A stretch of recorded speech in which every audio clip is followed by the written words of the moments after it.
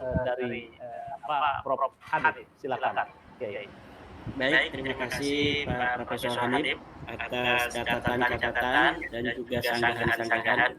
Ini ketika kita tidak mendapatkan jawaban dari Rabita Lalawiyah yang saya surati Ustadz Taufik Segap, ini mungkin pandangan-pandangan dari Profesor Hanif tadi ini bisa mewakili dari ini pandangannya ya, bukan sosoknya, dari pandangan-pandangan Rabita Lalawiyah, karena memang Rabita Lalawiyah yang saya tahu pandangannya mirip dengan pandangan dari Profesor Dr. Hanif, bahwa sudah dicatat misalnya oleh ulama-ulama di Yaman, ulama besar di Yaman. Ya betul dicatat, tapi dicatat mulai abad ke-9 Hijriah, mulai dari pengakuan mereka itu.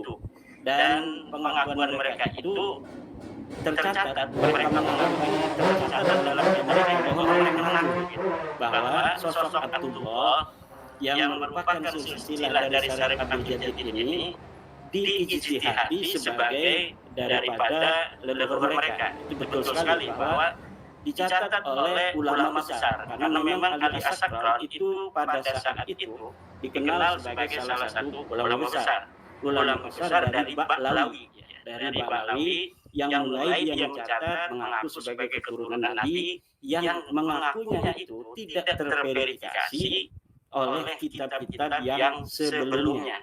Di dalam teori truth tadi, teori di dalam bagaimana kita mencari kebenaran konsistensi itu tidak ada. Ketika konsistensi kebenaran sebuah pernyataan di abad ke-9 itu tidak bisa diverifikasi oleh kebenaran pernyataan sebelumnya yang benar, maka apa yang telah diaku pada abad 9 ini gugur secara ilmiah, dan tidak bisa kemudian kita mengatakan bahwa nasab mereka ini diakui sebagian besar oleh ulama-ulama. Hari ini di Yaman itu Mufti Yaman sudah tidak mengakui. Mufti Yaman yang sekarang berkuasa di Yaman, Al-Hausi, mempunyai seorang mufti namanya Syekh Syarafuddin Samsuddin. Dia sudah membuat sebuah rilis fatwa bahwa 21 marga tidaklah terbukti sebagai keturunan Nabi. Salah satunya adalah Ba'lawi yang menurunkan kabir-kabir yang ada di Indonesia ini.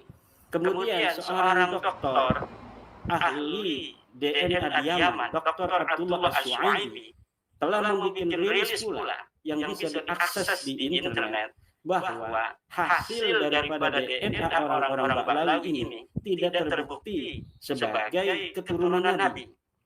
Kemudian seorang ahli hadis dari Yaman, Syekh Muqbil bin Hadi Al-Wada'i, juga mengatakan bahwa Ba'lawi, Al-Ahdal dan Al-Udaimi tidak terbukti sebagai keturunan Nabi Muhammad Sallallahu Alaihi Wasallam. Ini adalah abna'u jaldatihim, anak-anak Yaman sendiri, putra-putra Yaman yang memberi kesaksian akan batalnya nasab Ba'lawi. Mereka terdestinasi di wilayah Tarim. Itu di situ konsentrasi daripada orang-orang Ba'lawi. Mereka diakui di situ karena memang sebagian besar keluarga mereka. Tapi di luar itu mereka tidak diakui sebagai keturunan daripada Rasulullah Muhammad Sallallahu Alaihi Wasallam. Kenapa di Indonesia? Ya, misalnya tadi ada narasi dari Profesor bahwa ulama-ulama besar di Indonesia mengakui nasab Ba'lawi. Ini tidak ada satupun dari ulama-ulama besar ya, dalam tanda kutip yang ada ibaroh, ada proposisi di kitab mereka yang mengakui secara tegas bahwa Ba'lawi ini keturunan daripada Nabi Muhammad SAW, kecuali dari keluarga mereka, semacam dalam Rawdatul Ikhwannya siapa namanya Syekh Salim bin Jindan. Itu dia mencatat, dia menulis kitab tentang silsilah mereka, yang di dalam kitab itu pula pertama kali Wali Songo dibawakan oleh Syekh Salim bin Jindan itu. Kemudian katanya Syekh Asnawi Syekh Nawawi Tenara mengisbat Ba'lawi, itu tidak ada Syekh Nawawi Tenara mengisbat Ba'lawi sebagai keturunan Nabi Muhammad. Syekh Nawawi di dalam kitab Qutul Jin itu sedang mendefinisikan istilah-istilah orang yang mengaku sebagai keturunan daripada Rasulullah, bahwa di antara orang-orang yang mengaku sebagai keturunan Nabi itu ada yang bergelar Syarif, ada yang bergelar sebagai Sayyid, ada yang bergelar Habib. Itu yang mengaku, bukan sebagai orang-orang yang secara faktual, secara objektif diteliti oleh Syekh Nawawi sebagai keturunan Nabi. Jadi hanya ikhbar. Itu dalam teori korespondensi kan itu ada, bahwa dalam metodologi kita mencari kebenaran korespondensi, bahwa apa yang telah hari ini nampak sesuai dengan apa kenyataannya itu bisa dianggap sebagai tidaklah berdusta orang mencatatnya. Misalnya ada seorang anak angkat namanya Yanto. Dia ini mempunyai ayah angkat Subroto. Kita tahunya bahwa Yanto ini punya ayahnya adalah Subroto. Maka kita catat bahwa Yanto bin Subroto ini tidak melanggar etika kebenaran, karena memang kenyataannya yang kita tahu bahwa Subroto itu adalah ayah daripada Yanto. Tidak ada ilmu kita, pengetahuan kita sementara yang mengatakan atau yang meyakinkan kita bahwa dia hanya anak angkat dari Subroto. Nah, Syekh Nawawi itu mencatat seperti itu, bahwa orang-orang yang mengaku turunan Nabi bergelar Sayyid, Syarif, dan Habib. Tidak itu bisa dikatakan sebagai isbat daripada nasab Ba'lawi. Fakhrul Razi itu tidak ditemukan, Kiai. Tidak ditemukan kitab ya, dari karangan-karangan Fakhrul Razi itu kitab Asy-Syajaratul Mubarakah itu. Gitu. Dan itu ada banyak pendapat, misalnya di dalam kitab misalnya Tarikhul Islami, tulisan dari banyak ya yang kira-kira sebetulnya barangkali daftar list itu tidak ditemukan. Kitab Asy-Syajaratul Mubarakah itu tulisan Fakhrul Razi gitu. Kata Profesor Hanif, Asy-Syajaratul Mubarakah itu diragukan sebagai tulisan daripada Imam Fakhruddin Ar-Razi, karena di dalam beberapa nama rilis daripada kitab-kitab karangan daripada Syekh atau Imam Fakhruddin Ar-Razi itu tidak ada kitab Asy-Syajaratul Mubarakah. Inilah sebenarnya kaidah yang harus digunakan. Tidak disebutkan, itu bukan berarti tidak ada. Karena kemudian dapat ditemukan sebuah manuskrip yang berangka tua 800 Hijriah yang menyatakan bahwa kitab ini milik daripada Fakhruddin Ar-Razi. Kenapa di abad-abad ke-9 ke-10 tidak dicatat Sajarah Mubarakah sebagai karya Imam Fakhruddin Ar-Razi? Karena kitab itu memang tidak ditemukan, karena kitab nasab itu jarang ada yang mengaji, jarang ada yang memiliki. Dia dicatat atau ditulis untuk seseorang dari pejabat masa itu, kemudian diaji oleh pejabat itu saja, ditaruh di perpustakaan yang ada di Turki.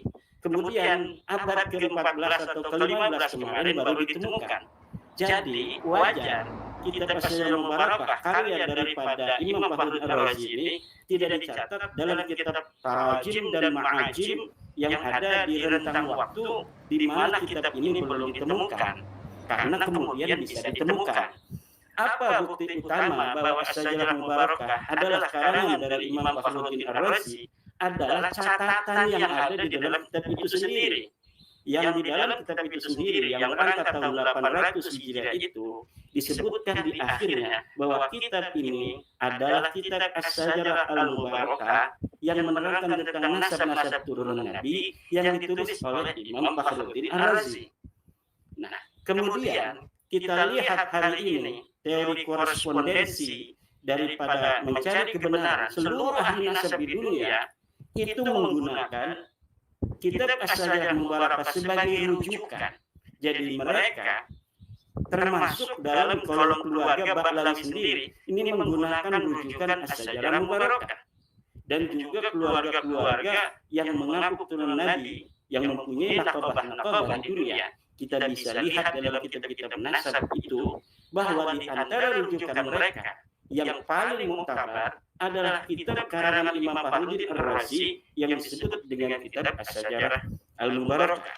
Jadi keraguan tentang As-Sajarah Al-Mubarakah sebagai karangan dari Imam Fakhruddin Ar-Razi itu terbantahkan oleh kalimat yang ada di dalam kitab manuskrip yang ditemukan itu sendiri. Yang kedua, yang menemukan ini adalah seorang pembela Bahlawi. Yang menemukan ini, yang mentahqiq adalah Syekh Mahdi Rajai sendiri. Harusnya dia itu mencoret atau menambahkan nama Abdullah sebagai bagian daripada nama anak daripada Ahmad bin Isa. Tapi saya katakan bahwa Syekh Mahdi Rajai ini, walaupun di dalam pengisbatan dia itu subjektif, tetapi dalam pentahqiqan dia itu jujur. Beda dengan pentahqiq dari keluarga Bahlawi sendiri, semacam Abdullah bin Hamad Al-Habsyi. Abdullah Muhammad Al-Habsyi hari ini masih hidup. Kita mengatakan bahwa dia dalam mentahqiq kitab-kitab ulama yang dia temukan itu berinterpolasi. Bahkan dia itu membuat sebuah kitab dengan sosok tertentu sebagai karangan dari Bahlawi, tapi sosok ini tidak ada sama sekali pada zamannya. Tidak diakui keberadaan sosoknya sebagai historis, yaitu Syekh Sambal. Syekh Sambal dikatakan menulis kitab pada abad 10 Hijriah, Tarikh Hadramaut. Tetapi ulama-ulama tidak ada yang mengenal nama Syekh Sambal ini sebagai sosok yang pernah hidup di abad ke-10. Dan para peneliti kemudian telah menemukan bahwa yang ditahqiq oleh Abdullah Al-Habsyi sebagai kitab karangan Syekh Sambal Bahlawi ini Syekh Sambal ini disebutkan keluarga Bahlawi, adalah kitab Ibnu Hasan yang itu kemudian ditahqiq kembali oleh Abdullah Al-Habsyi. Jadi setelah dia itu mencetak kitab Syekh Sambal yang sebenarnya itu adalah kitab Tarikh Ibnu Hisan atau Ibnu Hasan, dia taruh nama Syekh Sambal, kemudian karena ada kritikan dari ulama-ulama lain, kemudian kitab itu dia taruh nama aslinya Ibnu Hasan. Nah, ini yang sering saya dapatkan dari kitab-kitab tahqiqan dari Abdullah Habsyi yang hari ini masih hidup. Kalau misalnya beliau hari ini tidak menerima daripada segala proposi dan narasi-narasi saya tentang bahwa dia menginterpolasi daripada kitab-kitab ulama, maka saya bersedia untuk berdiskusi dengan beliau. Apa yang menjadi motivasi saudara? Dan saya katakan demikian. Ketika di Tarikh Ibnu Hisan, di situ kitabnya itu tidak ditulis tentang Faqih Muqaddam, tapi kemudian Anda menulis Faqih Muqaddam. Padahal kitabnya itu tidak ada nama Faqih Muqaddam. Tapi kenapa Anda berani-berani menulis di kitab ulama tentang sosok yang tidak ditulis oleh pengarangnya sendiri? Nah, ini saya katakan bahwa kullu riwayatin an-nasabin wa tarikhi Bahlawi muttaham bil kadhib. Kullu riwayatin min ulama'i Bahlawi bin nisbah li tarikhihim wa nasabihim muttaham bil kadhib. Setiap riwayat dari Bahlawi tentang sejarah mereka, tentang nasab mereka, itu harus dicurigai kedustaan. Kenapa? Karena beberapa contoh telah mengajak kita untuk berkesimpulan seperti itu. Sulit kita untuk tidak berkesimpulan bahwa mereka sengaja berbohong dalam sejarah dan nasab mereka. Karena kitab-kitab yang ada hari ini kita baca, dan kalau ini akan ada pertemuan para profesor sejarah, kita bisa buktikan kitabnya itu puluhan kitab yang karya dari Bahlawi itu semuanya adalah tidak masuk dalam derajat ilmiah. Kutipan-kutipan yang dusta banyak sekali. Misalnya menerangkan bahwa kitab Ibnu Samrah di abad ke-5 telah menyebut nasab Bahlawi. Saya teliti kitabnya, tidak ada. Bahwa Al-Ubaidili menyatakan bahwa Ahmad bin Isa hijrah ke Yaman. Saya teliti kitabnya, tidak ada. Bahkan tentang fikih, hukum-hukum pun Bahlawi ini berani untuk mengutip dan mengutipannya itu berdusta. Misal, seperti bahwa Ibnu Hajar Al-Haytami berfatwa bahwa wanita keturunan Nabi itu tidaklah sepupu dengan yang bukan keturunan Nabi walaupun alim. Saya teliti kitab daripada Ibnu Hajar yang tentang fatwa itu sebaliknya, bahwa anak seorang alim itu tidak sepupu untuk menikah dengan keturunan Nabi yang bodoh. Kemudian Imam Asyuti katanya, dia kutip dalam Al-Nasr al-Rawi, dalam kitab Khasaisnya tentang kafah juga seperti itu. Saya cari kitab Khasaisnya Imam Asyuti, masih ada kitabnya. Ternyata apa yang ada di dalam kitab Khasaisnya Imam Suyuti tidak sama dengan yang mereka kutip. Banyak sekali hal-hal yang semacam ini yang saya kira hari ini Baklawi ini akan kalau kita biarkan para ilmuwan, ulama membiarkan, sementara mereka yang bukan turunan Nabi, darahnya yang bukan darah Nabi, dan ini bisa untuk dibuktikan dan diperdebatkan oleh ahli biologi. Terkait dengan tes DNA itu begini, sebetulnya kita tidak bisa hanya menyatakan mereka telah melakukan sejumlah tes DNA dengan jumlah orang yang sudah dites DNA dan ternyata tidak terbukti dan lain sebagainya. Itu juga harus dibuktikan gitu loh. Artinya ada sertifikatnya gitu loh. Misalnya ada alat bukti yang sah dan meyakinkan bahwa memang terjadi.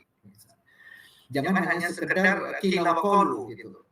Nah, itu penting. Kenapa? Karena tes DNA ini adalah verifikasi faktual dan itu adalah asasnya asas ilmu pengetahuan dan itu bisa dibenarkan gitu. Nah, apakah betul asas ini sudah diterapkan misalnya dan terkait dengan tes DNA itu bagus sebetulnya kalau memang ada tes DNA. Hari ini Baklawi ini bukan turunan Nabi, darahnya yang bukan darah Nabi, dan ini bisa untuk dibuktikan dan diperdebatkan oleh ahli biologi. Karena ahli biologi yang mengatakan bukan hanya biologi Indonesia, dari Timur Tengah, Dr. Syekh Umar bin Abdul Aziz Az-Zaid, kemudian Dr. Nabil Al-Qurfi, Dr. Abdullah As-Suhaibi dari Indonesia, Dr. Sugeng Pondang Sugiharto, Dr. Ali Kain, dan lain sebagainya. Itu semuanya mengatakan yang sama, bahwa kesimpulan biologi bahwa Baklawi dari 180 orang yang telah tes DNA, dan ini kalau tadi Profesor Hanif ini memerlukan bukti yang sah tentang tes DNA, itu buktinya sudah ada di internet. Jadi Family Tree DNA itu memiliki sebuah situs yang open posting. Semua orang bisa untuk melihat hasil-hasil tes DNA daripada Baklawi, daripada keturunan Nabi lainnya. Turunan Nabi yang lain dari Timur Tengah, di Saudi, di Bahrain, segala macam, J1. Tapi ketika Baklawi G. Kemudian ada keterangan dari para pakar-pakar di Family Tree DNA itu, bahwa Michael Hammer misalnya, J1 adalah turunan Ibrahim, baik dari Ismail maupun dari Israel. Kalau orang yang hari ini mengaku sebagai keturunan Nabi, maka pertama dia harus memiliki haplogrup C. Kemudian baru ditilik apakah dia J-nya ini J Ibrahimi, apa kemudian Ibrahimnya ini apakah Ismaili, apakah dia ini Israeli, atau orang-orang Yahudi keturunan Nabi Ibrahim hari ini.